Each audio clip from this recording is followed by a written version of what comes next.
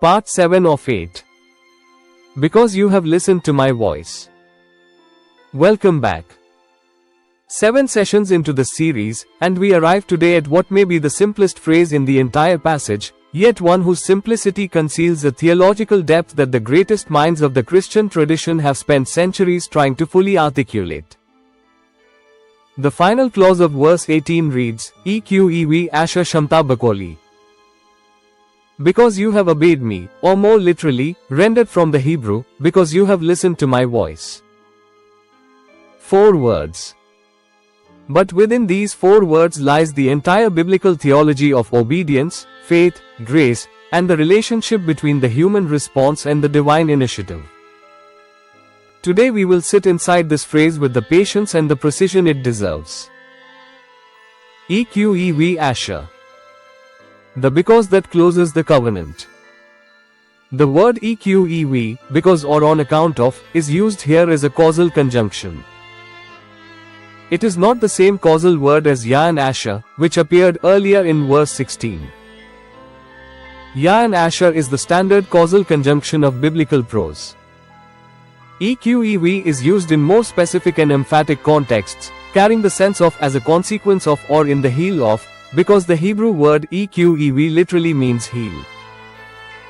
This is the heel word, the word that follows right behind what came before it as a heel follows a step. Eqev tells us that what follows is not an independent statement but the direct consequence of everything that preceded it. The positioning of this eqev clause at the very end of the entire divine oath is a profound literary and theological design. The passage began with the divine initiative, the second call from heaven, the oath sworn by the divine nature itself. And it ends with the human response, the listening that aligned itself completely with the divine voice. The oath and the obedience are the 2 poles of the covenantal encounter. The divine gift and the human reception. The word spoken from heaven and the ear on earth that opened to receive it. The passage does not begin with human obedience and end with divine reward. It begins with divine initiative and ends with human response. This sequence is the sequence of grace. Grace always comes first. Shama.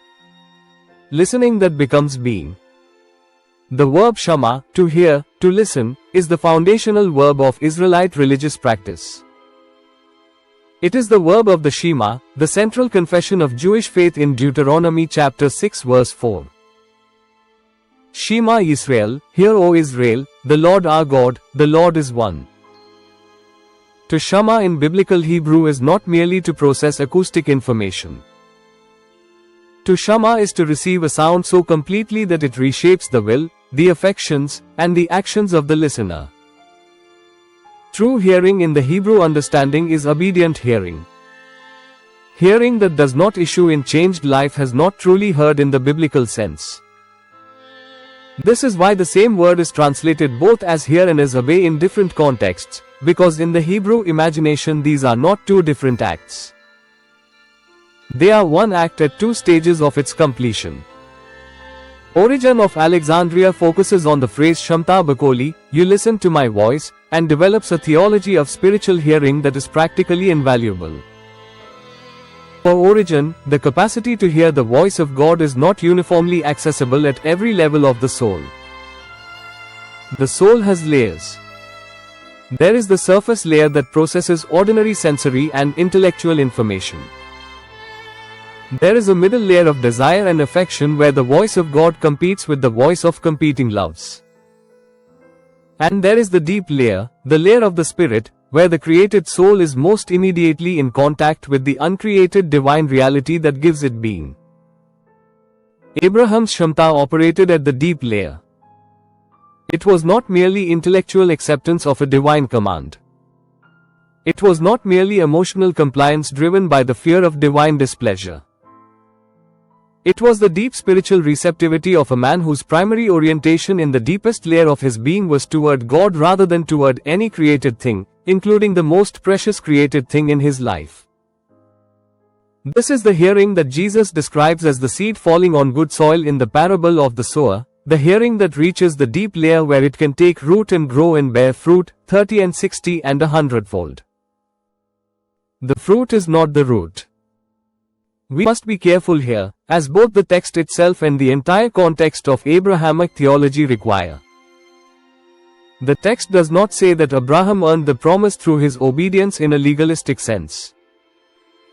The promise of blessing to the nations traces back to Genesis chapter 12 verse 3, long before Abraham had done anything to earn it. The covenant was ratified in Genesis chapter 15 while Abraham was passively asleep during the covenant ceremony, with God alone passing between the pieces. The circumcision of Genesis chapter 17 was a sign of an already established covenant, not a condition for entering it. Abraham was justified by faith as Genesis chapter 15 verse 6 explicitly states, and Paul in Romans chapter 4 carefully argues that this justification occurred before circumcision, before the Moriah test, and therefore it cannot be understood as the reward for subsequent obedience. The obedience of Genesis chapter 22 is the fruit, not the root, of Abraham's relationship with God. The root is faith, which is itself a gift of grace. The fruit is the visible expression in historical action of what the grace of faith produces when it fully matures. The Eqev asher shamata, the because you have listened, is God publicly acknowledging and responding to the fruit. He is not rewarding the obedience as if it were an independent human achievement. He is completing the covenant arc that he began with the call in Genesis chapter 12, through the declaration of Genesis chapter 15, through the sealing of Genesis chapter 17, and now through the oath of Genesis chapter 22. The obedience is not the foundation. It is the flowering of what God planted. John Calvin stated this with characteristic precision. The obedience of Abraham did not merit the blessing in the sense of producing it from a prior debt.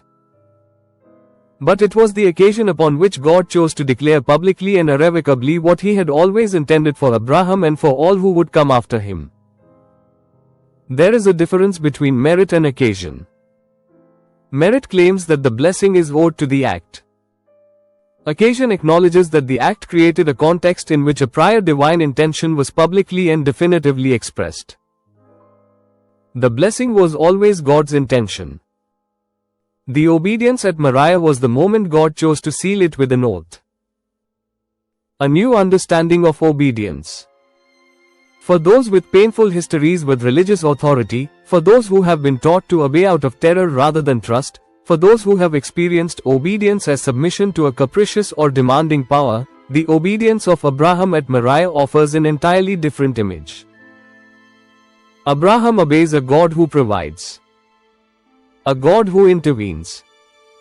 A God who stops the knife. A God who swears by his own name. A God who gives back more than he asked for.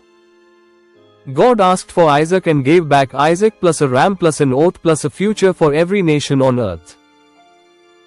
The obedience here is not the compliance of a slave under threat. It is the consent of a beloved who trusts the character of the beloved even when the beloved's request surpasses all understanding. Psychologically, this reframing is the beginning of what we might call the reparenting of the spiritual imagination. Many people who grew up under harsh religion carry in their nervous systems the pattern of trauma-based compliance. They obey because they are afraid of what happens when they do not obey. Their obedience is motivated by fear of punishment rather than trust in love. This is not the obedience the Bible describes or commends. The biblical obedience of Abraham is motivated by a secure attachment to a God whose character he knows from decades of relationship, whose faithfulness he has experienced through promise and provision, and whose goodness he trusts even when the command makes no sense. The goal is not to eliminate obedience from the spiritual life but to relocate its motivational root. To move obedience from the soil of fear into the soil of love. From compliance under threat to consent in trust. From the performance of a servant worried about punishment to the response of a son or daughter who has experienced the Father's faithfulness and chooses again and again to align their life with His voice. The Shema is the foundation of covenant life. There is a beautiful structural connection between the final Eqev asher shamata bekoli of Genesis chapter 22 verse 18 and the opening Shema Yisrael of Deuteronomy chapter 6 verse 4 that binds the entire Pentateuch together into a single theological arc. Genesis chapter 22 ends with God declaring his blessing because Abraham heard. Deuteronomy chapter 6 begins with Moses commanding all Israel to hear, calling the entire nation into the same quality of listening that Abraham modeled on the mountain. The Shema is not a new command. It is the national formalization of what Abraham practiced personally. Hear, O Israel. Align every dimension of your life, heart and soul and might, with the voice of the one who swears by himself to bless you. Because the hearing that aligns the life is the hearing that unlocks the oath. And in the New Testament, this arc continues. Jesus quotes the Shema in Mark chapter 12 verse 29-30 as the greatest commandment. And in John chapter 10 verse 27, Jesus says, "My sheep hear my voice and I know them and they follow me." The sheep who hear his voice, who shama bekoli, are the same sheep to whom he says in the following verse, "I give them eternal life and they will never perish and no one will snatch them out of my hand." The hearing of the voice and the security of the promise are inseparably linked, just as they are in Genesis chapter 22. The shamata of Abraham and the hearing of the sheep in John chapter 10 are the same spiritual act. And the oath of God and the security of eternal life are the same divine response to that act. Affirmation. I am a listener. I am one who receives the voice of God and allows it to reshape my will, my affections, my decisions, and my direction. My obedience is not the performance of a frightened servant but the response of a loved child who trusts the Father's goodness. The more deeply I listen, the more fully I inhabit the blessing that has already been sworn over my life. This is part 7 of 8.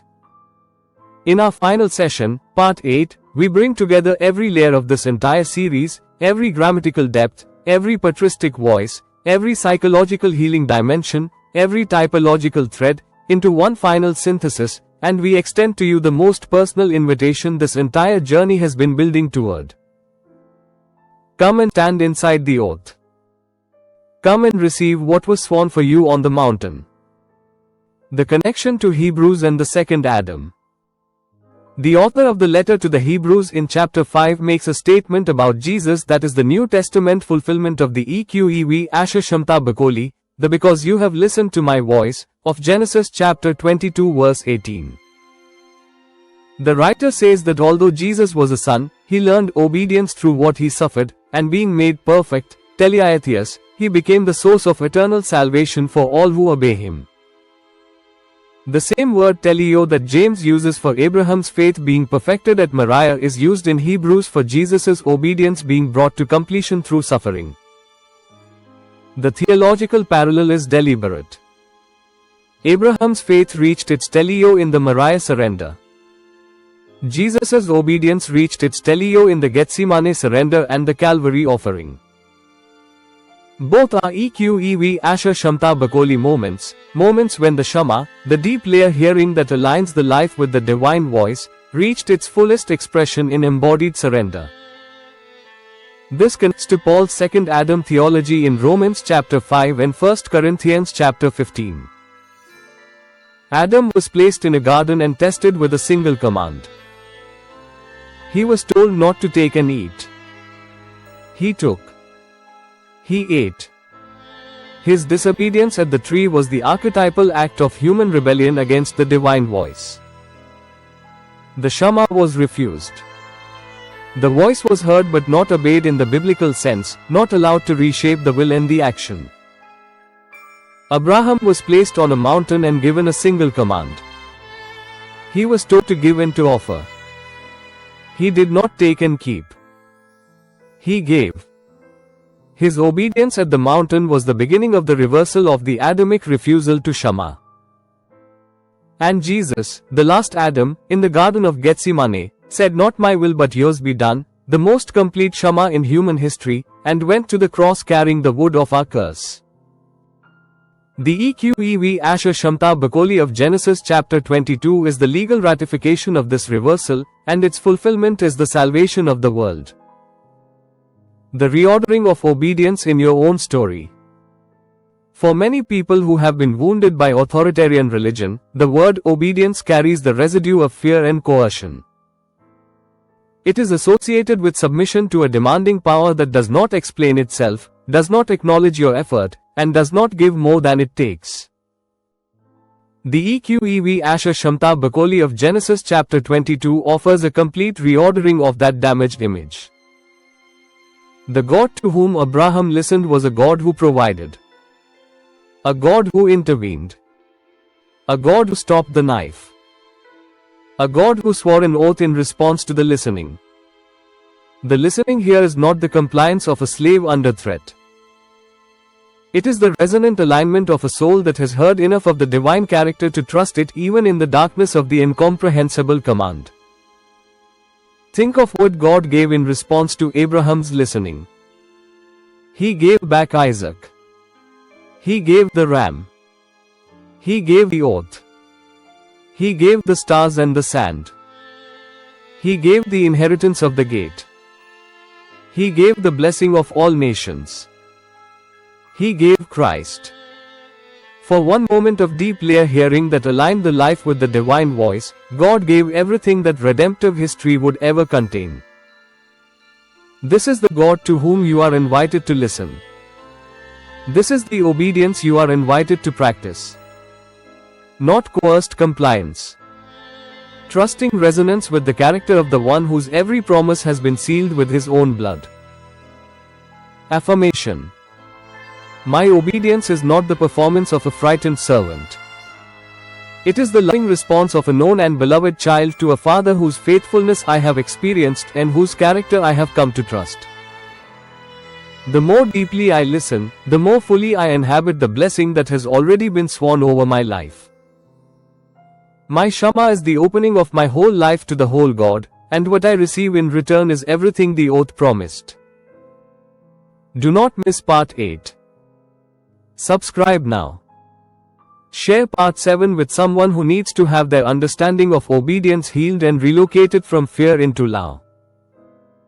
Reach us at christ4life143@gmail.com. Stay tuned for the next video. Join us next time as we continue verse by verse.